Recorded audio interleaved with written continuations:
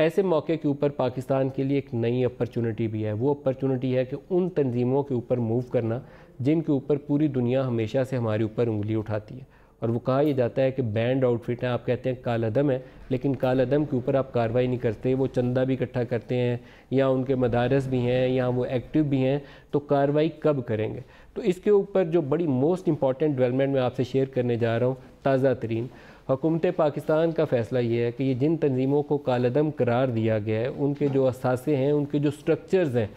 वो हुकूमत take over करेगी। इन फेज्ड मैटर उन तंजीमों को इंगेज किया जाएगा और कोशिश किया जाएगा कि उनकी मेन स्ट्रीमिंग के लिए ये जो उनके मेन स्ट्रक्चर्स हैं, बड़ी बड़ी इमारतें हैं, उनके और चीज़ें हैं, उनके पास असासे हैं,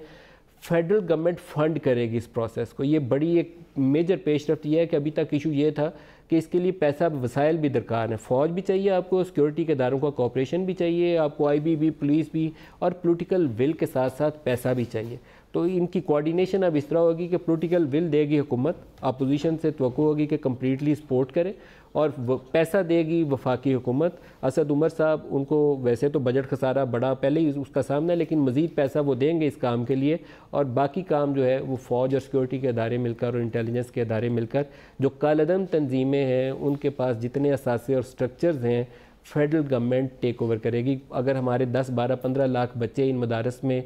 पढ़ रहे हैं, जो स्टेट की ज़िम्मेदारी थी और स्टेट अपनी ज़िम्मेदारी अदा करने में अभी तक नाकाम रही है, तो अब वो मौका आ गया है कि स्टेट अपनी उस ज़िम्मेदारी को अदा करने की खातिर पहला कदम आगे बढ़ाएगी। और आई एम श्योर कि जिस सूरत हाल से हम गुज़र रहे हैं, तो जितनी यूनिटी का मुजाहरा हुकूमत, अपोजिशन और फ़ौज ने अभी तक दिखाया है, इस मसले के ऊपर पहले से 100% ज़्यादा यूनिटी नज़र आएगी। ये पूरा बैकग्राउंडर है, मैंने इसलिए पूरी तफसील बताई कि पिछले कई दिनों के वाक़यात थे जिसको आज हमने सम अप किया इस प्रोग्राम में।